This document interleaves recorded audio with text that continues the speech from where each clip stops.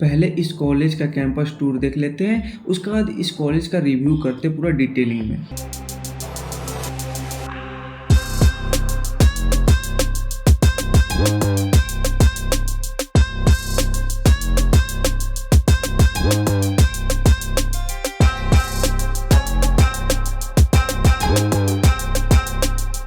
आज बात करने वाले एनआईटी रायपुर के बारे में, जो छत्तीसगढ़ में आपको देखने को ये मिल जाती है। चाहे इस कॉलेज के कटअप हो, ये आप प्लेसमेंट हो, जोसा काउंसलिंग कैसे पार्टिसिपेट करते, कितने कटअप आएंगे तो ये कॉलेज आपको मिल जाएंगी।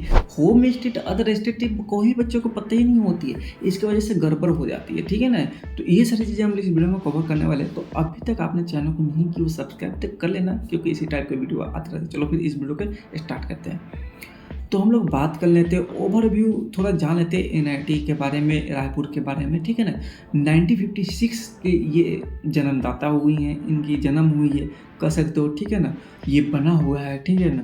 तो थोड़ा बहुत ज़्यादा ओल्ड कॉलेज आपको देखने को मिल जाती है। ऑल्सो जो इसका शॉर्ट फॉर्म में जो जाना जाता है NITRR जाना जाता है, ठीक है ना। लोकेशन की बात करते हैं, रायपुर छत्तीसगढ़ में आपको देखने को ये मिल जाती है। टोटल कैंपस एरिया की बात करें तो 100 एकड़ से ऊपर में आपको देखने को ये कॉलेज मिल जाती है, ठीक है ना। अब इसमें क्या होता है कि आप वहाँ पर कैसे पहुँच सकते हो, चाहे एयरप्लेन से हो, चाहे बस से हो, चाहे ट्रेन से हो। तो यहाँ पर मैंने लिख दिया हूँ, जैसे कि एयरपोर्ट की बात करें तो 18 किलोमीटर इस कॉलेज से डिस्टेंस पे देखने को मिल जाती है, ठीक है ना। तो ज़्यादा दूर नहीं है, ठीक है। और रेलवे स्टेशन आपको बहुत ज़्यादा पास में 5 किलोमीटर के अंडर में आपको देखने को मिल जाती है, ठीक है।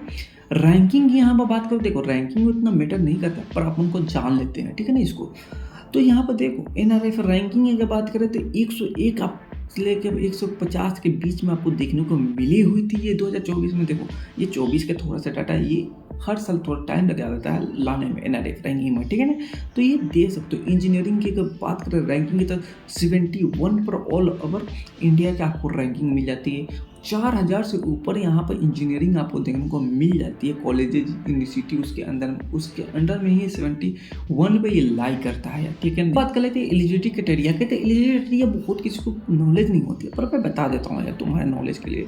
तो आप जब भी JEE मेंस देते हो तो इस बात को ध्यान रखना कि आप साइंस हो तो वही फिजिक्स, केमिस्ट्री, मैथ, और आपको क्या होना चाहिए, इंग्लिश होना बहुत ज़्यादा जरूरी होना चाहिए इंग्लिश में, ठीक है ना जी। और उसके बाद इस बात को ध्यान रखना, अगर OBC और जनरल में हो तो 75% आपको मार्क्स लानी पड़ेगी। अगर आप SC ST और BW हो तो उसमें क्या करना पड़ेगा, उसमें आपको 65% पर काम चल जाएगी। आपको समझ रहे हो कितने कम में आने वाला, ठीक है ना। अब मोड ऑफ एडमिशन की अगर बात करते हैं, इंटरेस्ट ही आपको यहाँ पर इंटरेस्ट जो है JEE मेंस से देना पड़ेगा।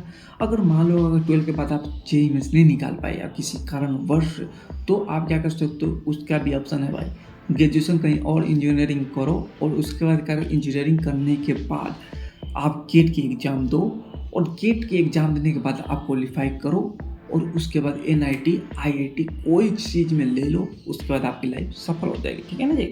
JEE मेंस जब भी देते हो 4-5 या 10 होने दिन बाद जोसा काउंसलिंग की फॉर्म निकलती है, ठीक है ना। उसमें फॉर्म भरो और उसके बाद अपने कटअप के हिसाब से फिलअप करो, आगे फिर करो, ठीक है ना जी। उसके बाद हम लोग बात कर लेते हैं, सबसे मेन होती है, देखो इसमें बहुत सारे कोर्स है, ठीक है ना, PhD UHD सारी चीज़ें। और हम लोग सीधे बात करेंगे BTech के बारे में, ठीक है। BTech क्या होती है इसके बारे में हम जान लेते हैं। जिससे कि हम BTech की अगर बात करते हैं, यहाँ पर 4 साल की ड्यूरेशन देखने को मिल जाती है। मतलब 4 साल में आपको ये BTech कंप्लीट होती है, उसमें 8 सेमेस्टर होती है। अब ये सेमेस्टर क्या है, देखो बच्चे में आप लोग जानते हो कि हाफ ईयरली एग्जाम होती है, ठीक है ना। वैसे ही 1 साल में 2 एग्ज़ाम यहाँ पर भी होते हैं, 4 बहुत होते हैं एग्ज़ाम, बट जो मेन वाले होते हैं सेमेस्टर वाले वो 6 मंथ को होते हैं, ठीक है ना जी। तो उसको ही सेमेस्टर कहा जाता है। आगे थोड़ा बात कर लेंगे यार, ठीक है ना, इसके बारे में। तो इसमें देख लेते हैं कि ब्रांच इसमें BTech में कौन कौन से आ जाते हैं। तो आर्किटेक्चर आ जाते हैं, बायोमेडिकल इंजीनियरिंग आ जाती है, बायोटेक्नोलॉजी आती है, chemical engineer, civil engineer, computer science engineer, ठीक है ना। ये सारी चीज़ें आ जाती है। एक मैंने यहाँ पर होम स्टेट अदर स्टेट आपने गौर फरमाया हो तो बता देता हूँ आपको, ठीक है। तो होम स्टेट वो होती है, सपोज करो कि आप बिहार से हो और आपने जो 12 बोर्ड दिया है, सिर्फ 12 बात करो, 12 बोर्ड दिया हुआ दिल्ली से दिया हो, तो दिल्ली आपका जो है होम स्टेट बन जाती है। अब ये नहीं कि वहाँ से सारी चीज़ें राशन वासन उठा लोगे, नहीं, सिर्फ कॉलेज के लिए बन जाती है, ठीक है ना जी, होम स्टेट। इससे क्या होगी, कटअप आपकी अगर ज़्यादा भी होगी तो दिल्ली में आप जाते हो तो उसमें आपको बहुत ज़्यादा रिलैक्स मिल जाएंगे आपको, ठीक है ना जी। तो ये देख सकते हो होम स्टेट के लिए कितना है, अदर स्टेट के लिए कितने होंगे। अगर आप बिहार से हो या बिहार में आप चाहते हो कि एनआईटी मिल जाए तो वहाँ पर आपको ज़्यादा अपॉर्चुनिटी मिलेगी। मतलब आप बिहार से हो, आप बिहार में ही एग्ज़ाम दिए हो 12th के, तो बिहार की अपॉर्चुनिटी मिलेगी। अगर आप बिहार से हो और दिल्ली से आपने दिया तो दिल्ली की अपॉर्चुनिटी आपको ज़्यादा मिलेंगी, ठीक है ना। एजुकेशन में चाहे कहीं भी आपको बात कर सकते हो। फी स्ट्रक्चर की बात करें तो आपको मैंने बताया कि 8 सेमेस्टर होती है, यानी 4 साल में आपको, तो इस सेमेस्टर वाइज मैंने फी लिख दिया हूँ यहाँ पर। इस बात को भी ध्यान रखना है कि आपको इसको बहुत ज़्यादा बारीकी से जानने की ज़रूरत है कि आपको कि अगर आपके फादर साहब के जो इनकम है वो 5 लाख से ज़्यादा है तो भैया आपको ये 4 साल में जो है ना आपको 5,40,000 रुपये फी देखने को मिल जाएंगे। आपको ये मत करना कि भैया आप बोले थे इतना और हमारा ज़्यादा लग रहा है, भाई ऊपर नीचे हो जाते हैं थोड़े से, ठीक है ना। अगर 1 लाख से 5 लाख के बीच में आपको पापा जी कमाते हैं पैसे साल के, तो उसमें क्या होगा कि 2 लाख रुपये आपको 4 साल में फी देने को मिलेंगी, यानी एक सेमेस्टर में आपको 21,000 ही देखने को मिलेंगी, ठीक है ना जी।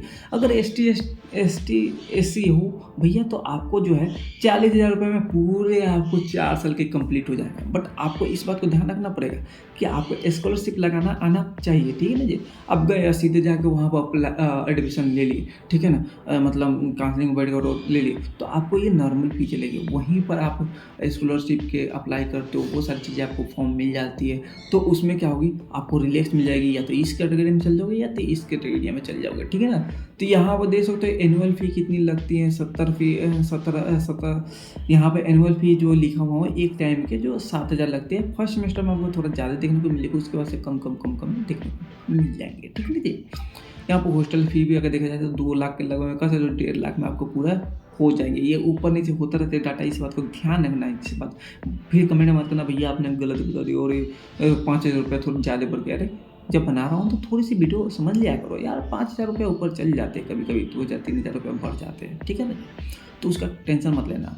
यहाँ पर मैंने राउंड 5 का लिखा हूँ, देखो 6 राउंड होते हैं जो जब भी आप JEE मेंस देते हो, उसका जोसा काउंसलिंग में जब भी भरते हो, तो इस बात का ध्यान रखना कि जिस कॉलेज के लिए आप भर रहे हो उस कॉलेज का आपको कट ऑफ बहुत बारीकी से पता होना चाहिए, और कि ऊपर रखो या नीचे रखो, उस ब्रांच के कितने हैं। अगर मान लो कि आपने अब जाना ही है इस कॉलेज में, तो रायपुर में जाना है, तो इसको पता भी तो होना चाहिए कि हमको 2 चीज़ में इंटरेस्ट है, एक तो कंप्यूटर साइंस में, एक इन्फॉर्मेशन में, तो हमको 2 चीज़ के बारे में पता होना चाहिए, ठीक है ना। तो इस बात को ध्यान रखना। तो यहाँ पर कट ऑफ देख लो कि 75,000 तक ओपनिंग हुई थी और उसके बाद 1 लाख से ऊपर गई थी, ठीक है ना। यहाँ पर कंप्यूटर साइंस से देखा जाए तो मतलब 11,000 से हुई थी, 21,000 पर जाके बंद हो गई थी, ठीक है ना। अब यहाँ पे एमटेक भी देखने को मिल जाते हैं, मैंने लिख दिया हूँ यार, PG प्रोग्राम के लिए किसी बच्चों को जाना हो तो यार जा सकते हो इंटीग्रेट, ठीक है ना, यहाँ पर, ठीक है ना। तो ये कट ऑफ देख सकते हो, मैं तो इसके बारे में ज़्यादा बात नहीं करूँगा, पर आप देख लो यहाँ पर स्कॉलरशिप आपको बहुत ज़्यादा ज़रूरी होती है। देखो 12 के मार्क्स से भी हो जाती है, ठीक है ना। अगर आपको इनकम वाला यही सारी चीज़ें होती है जो मैंने पहले बता दी हूँ आपको,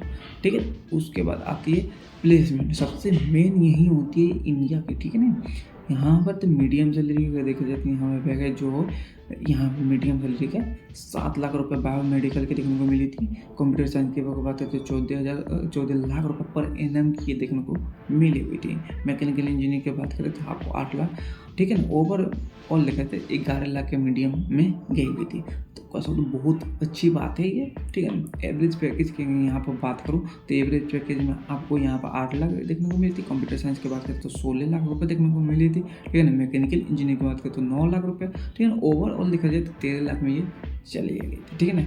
हाईएस्ट पैकेज यहाँ पर अगर बात करा जाए तो हाईएस्ट पैकेज में आपको जो है बायोमेडिकल जो गई थी 21 लाख रुपए पर एनएम की गई हुई थी, ठीक है ना। कंप्यूटर साइंस की बात करें तो 55 लाख रुपए देखने को यहाँ पे मिली हुई थी। खासा तो बहुत जो अमाउंट है ये, और बहुत अच्छा है, फीस के हिसाब से बहुत अच्छा है। एनआईटी एक ऐसी भी ब्रांड है, आप समझ सकते हो, तो इतना मिल रहा है तो बहुत अच्छी बात है, ठीक है।